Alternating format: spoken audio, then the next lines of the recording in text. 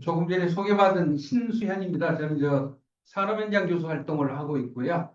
오늘 제가 준비한 주제는 데이터를 수집해서 AI화하는 전 단계, 인프라를 구축하는 쪽하고요. 그리고 데이터를 수집해서 만들어내는 스마트 시스템에 대해서 소개해 드리도록 하겠습니다. 주로 저는 중소기업에서 스마트 공장이라든가 스마트팜, 그다음에 스마트 시티 같은 거 컨설팅을 하거나 이렇게 평가, 자문하는 그런 역할을 쭉 하고 있습니다. 우리가 4차 산업 얘기는 하도 많이 들어보셨을 겁니다. 근데 우리가 20세기 이제 후반에 3차 산업혁명 시대를 일컬어서 퍼스널 컴퓨터가 대중화되면서 네트워크가 되면서 소위 인터넷 세상, 지식정보 시대로 그때 우리가 3차 산업혁명을 맞이했다고 이렇게 표현을 합니다. 그렇다면은 2015년 이후에 4차 산업혁명은 이 장표에서 보시는 것처럼 IoT 기반의 데이터, 빅데이터라든가 클라우드 이런 정보 기술이 인공지능하고 결합되면서 새로운 서비스 모델들이 쭉 나오고 있고, 제가 소개를 하려고 하는 스마트 시스템들이 요 지능 정보 기술을 기반으로 하는 그런 솔루션들이다, 이렇게 보시면 될 것 같습니다. 그래서 우리가 보통 이제 3차 산업 시대는 어떤 정해진 프로그램에 의해서 기계가 자동으로 동작을 했다면은 4차 산업, 진정한 4차 산업은 외부의 특별한 개입이 없이도 자율적으로 동작하는 그런 시대다, 이렇게 정의를 해볼 수 있을 것 같습니다. 그래서 이 4차 산업이라고 한 거를 한마디로 말하면은 모든 사물이 연결되고 데이터를 기반으로 스스로 판단하고 행동하는 세상이다, 이렇게 정의를 할 수 있을 것 같습니다. 그래서 핵심 키워드가 커넥션, 연결, 지능화, 자율화, 실시간, 이렇게 한 네 가지로 정리를 해볼 수 있을 것 같습니다. 자, 이런 스마트 시스템은 이제 4차 산업의 마지막 단계, 그러니까 스마트 솔루션의 최종 단계가 사실 스마트 시스템인데요. 이런 스마트 시스템은 ICBM 인프라를 바탕으로 DNA 기술로 진흥화된 그런 솔루션 시스템이다, 이렇게 이해할 수 있는데요.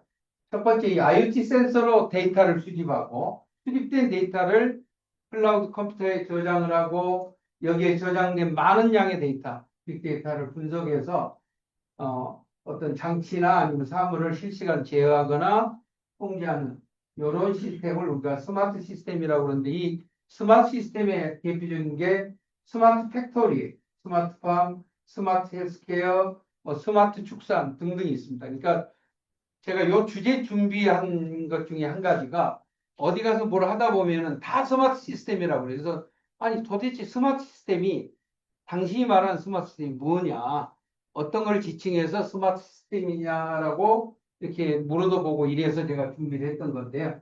어쨌든 대표적인 스마트 시스템들은 CT라든가 팩토리, 농업 이런 것들이 해당된다, 이렇게 보시면 되고요.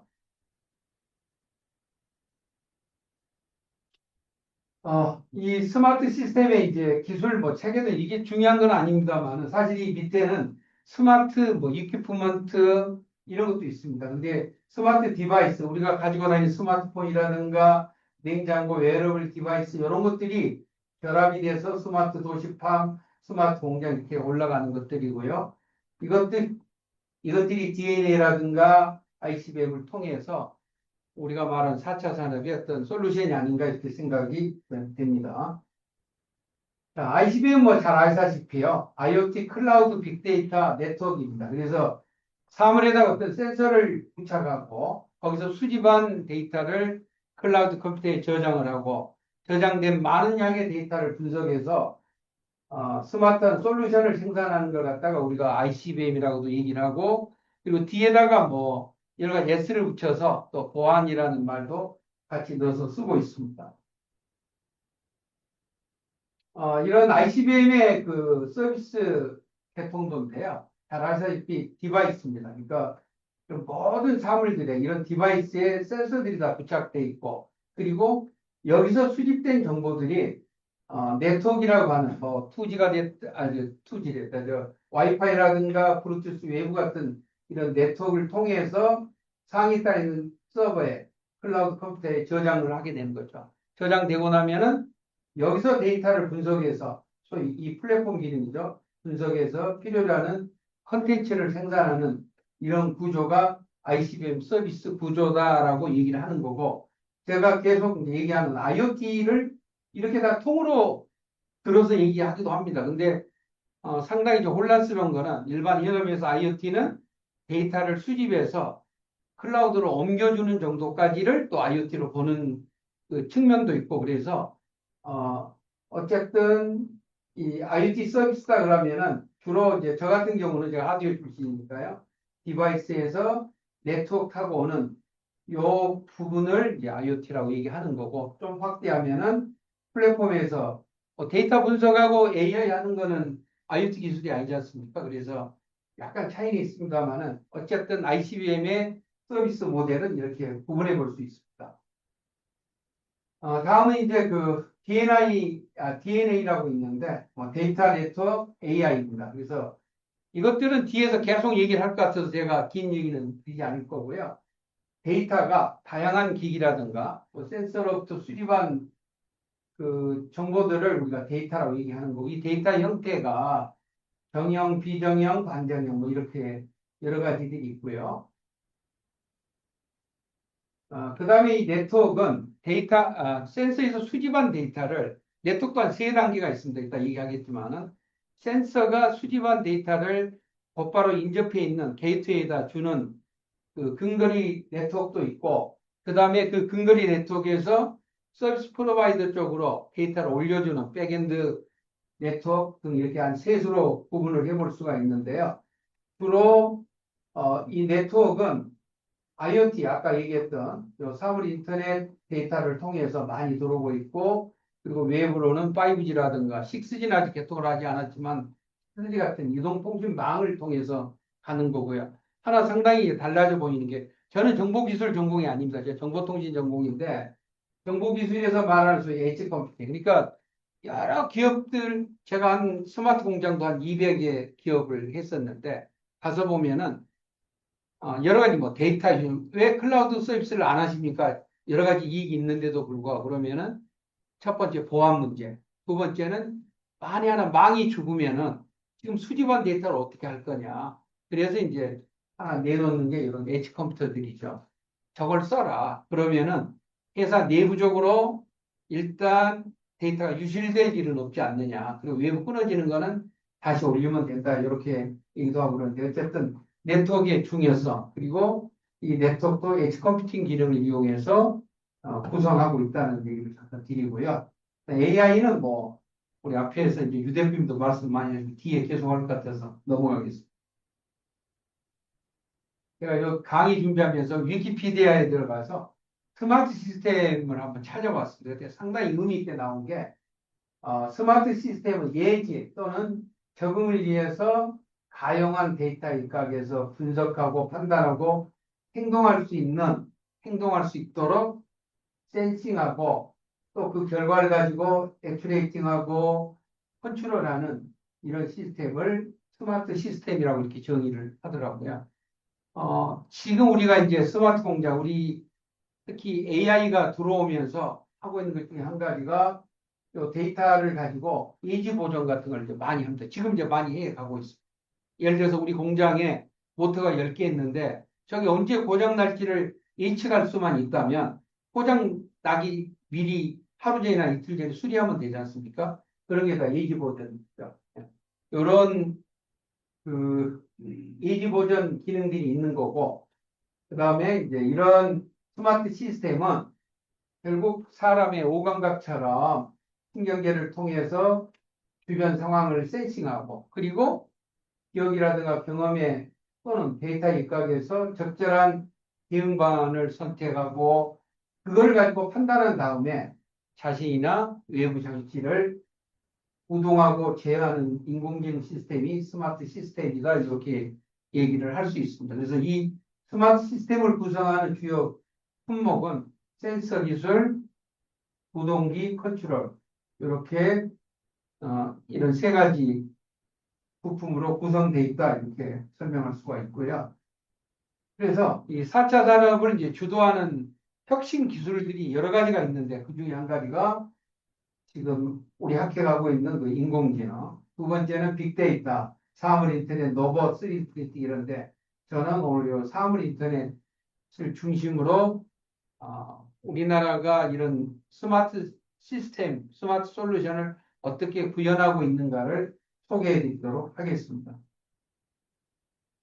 사물 인터넷은 인간 사물 서비스 세 가지 환경 요소에 대해서 인간의 개입 없이 상호 협력적으로 센싱하고 네트워크하고 정보 처리하는 것을 우리가 사물 인터넷이다 이렇게 정의할 수가 있고요. 큰 개념으로 정의한 겁니다. 그래서 사물통신 M2M 개념을 인터넷으로 확장한 기술이다. 그래서 이 그림에서 보신 것처럼 여기까지가 이제 우리가 많이 알려진 것들이고 이미 이 단계를 벗어서 우리나라는 만물 인터넷 쪽으로 가고 있죠. 어쨌든 앞에서 얘기한 것처럼 사물 인터넷을 구성하는 요소들은 센서 기술, 통신 기술, 데이터 처리 기술, 인터페이스 이렇게 네 가지로 구분할 수 있고요. 자, 센서입니다. 센서는 특정 대상물로부터 어떤 것을 감지하고 측정해서 그 값을 정기적 신호로 변환해 준 것을 센서라고 그러는데 요즘 센서는 앞에서 얘기한 예치 컴퓨터처럼 센서 내에 프로세스를 저장해서 이제는 센서가 스스로 판단하고 정보 처리를 한 다음에 그 결과를 위로 올려주는 쪽으로 상당 부분 발전되고 있습니다. 많이 발전됐죠. 많이 발전된 센서의 특징들이고 이 센서는 뭐 여기서 보는 것처럼 동물의 오감하고 센서 기능을 비교한 건데 자료로 대신하시면 될 것 같습니다. 자, 여러분이 가지고 다니는 휴대폰에는 센서가 몇 개나 들어있을까라고 하는 게 궁금해서 제가 잠깐 찾았는데요. 10한 5년 전에 나온 삼성 갤럭시 S4 모델입니다.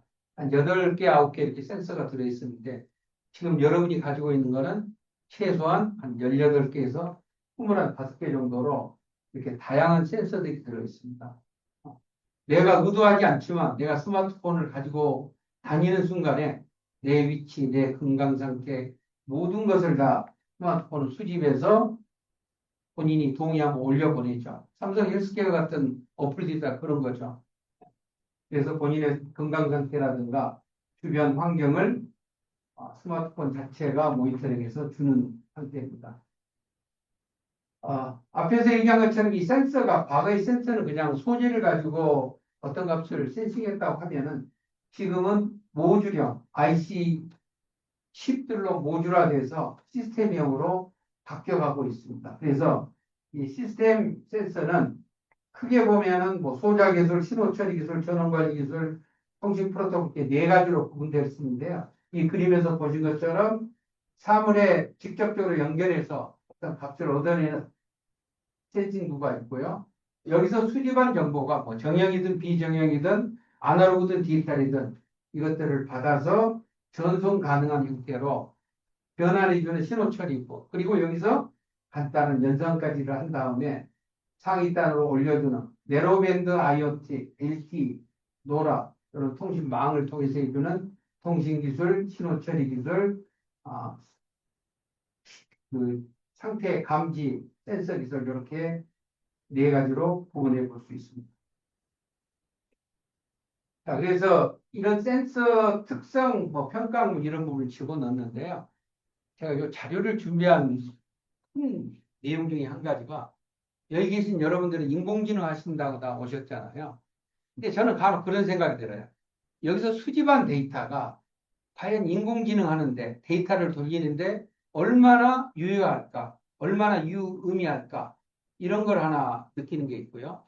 제가 현장을 가다 보면은 데이터라고 하는 것이 실시간 끊임없이 잘 받아들여야 되는데 저거 저러다 고장 나는데 저 동작 안 할 텐데 뭐 이런 생각도 들고 그다음에 측정한 데이터 값이 과연 맞는 값이야?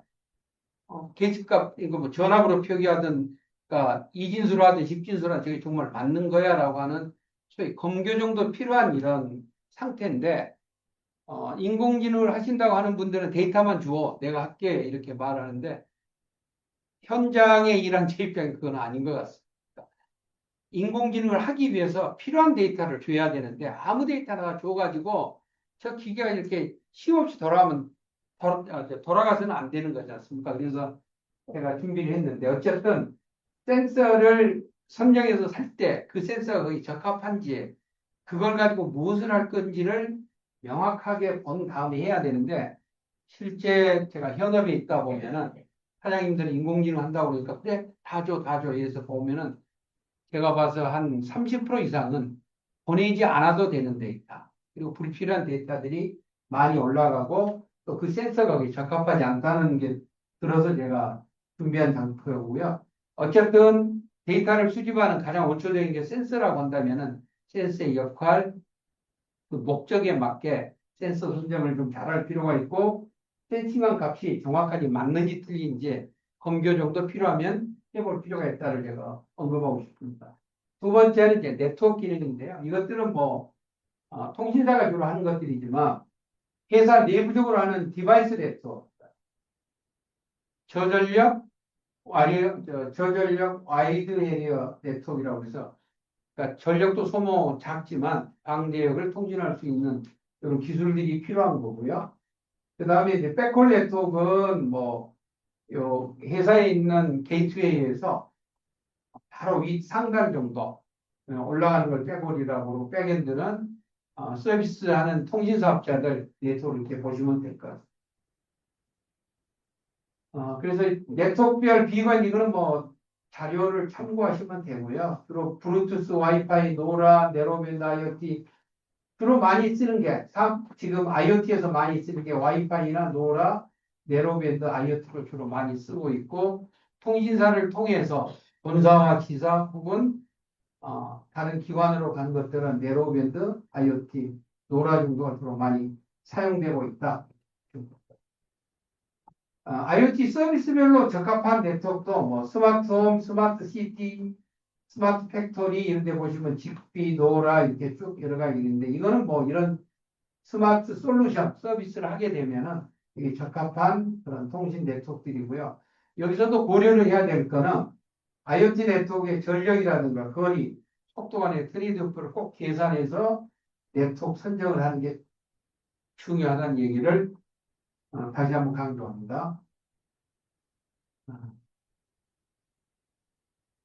이 사물 데이터 이런 부분은 일단 생략하겠습니다. 이거는 뭐 계속 나올 얘기가 될 것 같아서 이제 마지막 장표로 제가 데이터를 활용하는 스마트 시스템에 대한 설명드리는데요. 지금 스마트 시티, 스마트홈, 헬스케어, 농업, 환경 이런 것들이 데이터를 기반으로 하는 스마트 시스템들입니다. 큰 그림을 통해서 이건 설명을 한번 드리도록 하겠습니다.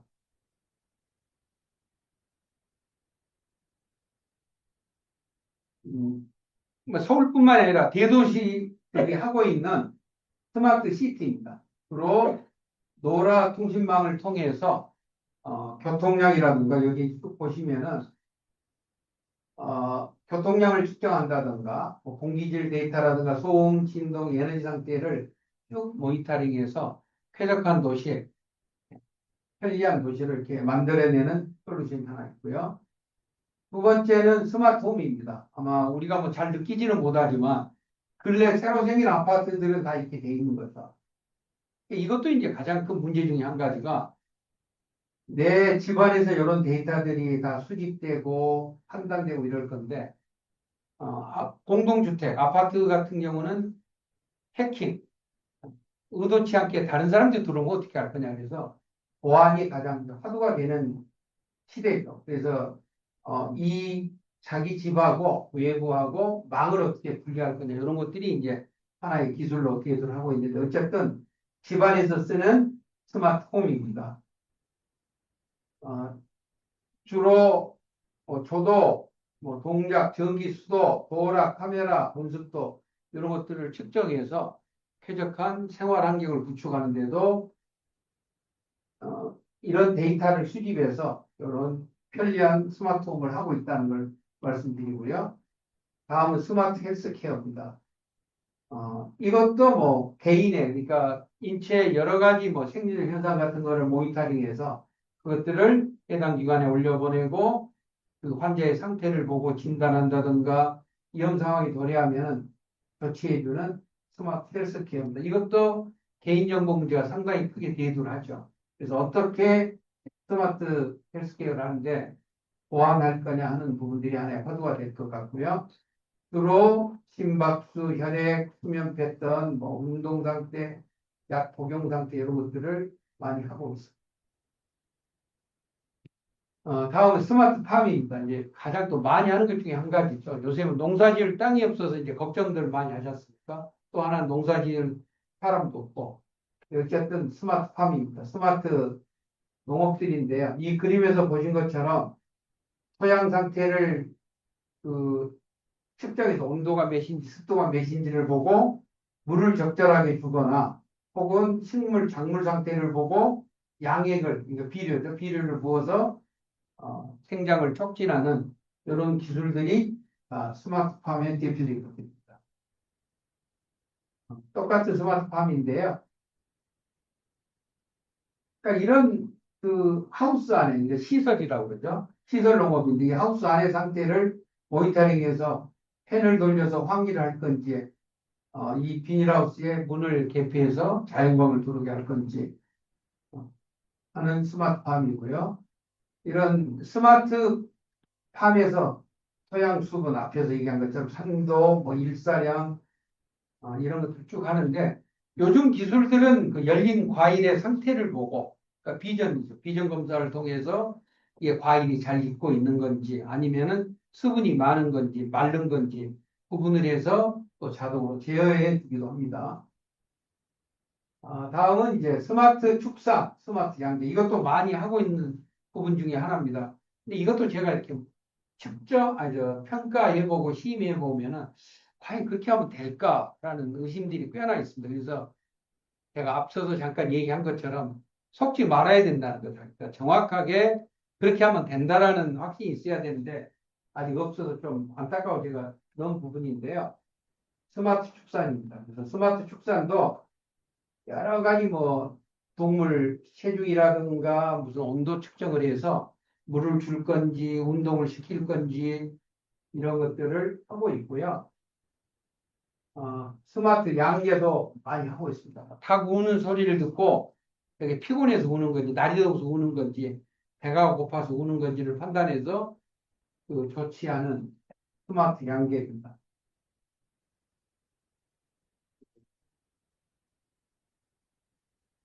마지막으로 이제 스마트 팩토리인데요. 제가 한 250개 기업을 다니면서 스마트 팩토리 했었는데, 스마트 팩토리는 이게 어떤 특정한 공장에서 이런 공정이 순서대로 이어지는 공정이 공정 하나하나마다 센서를 붙여서 제품 나가는 상태를 보고 또 품질을 검사해서 어떻게 할 건지 그리고 일일 생산이 어떤지 불량률이 어떤지를 판단해서 액션을 취하는 상태고 제가 스마트 팩토리를 몇 년째 하면서 느낀 거는 어쨌든 좀 올바른 정보를 가지고 해야 된다. 결론은 아니까 제가 그런 얘기를 하고 싶고 특히 심의하고 평가하는 사람들이 센서를 그렇게 놔두면 안 된다.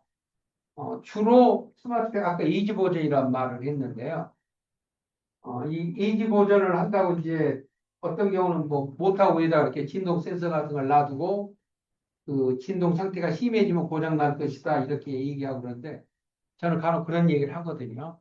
왜 그 당시에 진동이 심할 때 왜 심한가라고 하는 주변 상황, 예를 들어서 비가 왔다든가 날이 덥다든가 사람이 자주 왔다 갔다 한다든가 저쪽에 고장이 났다든가 하는 이런 정보들을 다양하게 줘서 위로 올려줘야만이 인공지능 분석이 가능하다. 근데 대부분이 다 무시라고 해요. 그냥 그거 하나만 재가지고 이거 뭐 진동이 심하네? 이거 베어링 나간 거 아니야? 이렇게 판단하는데, 그건 뭐 진정한 인공지능이라고 볼 수가 없어서 제가 덧붙여 잠깐 드린 얘기. 어쨌든 요즘 많이 쓰고 있는 스마트 팩토리의 센서들은 온도라든가 습도, 진동, 소음 이런 것들을 그 수집해서 많이 쓰고 있다 이렇게 말씀드리겠습니다. 소방도 많이 하고 있고요. 그다음에 돌봄 서비스도 이렇게 하고 있고 보안 서비스도 많이 하고 있습니다.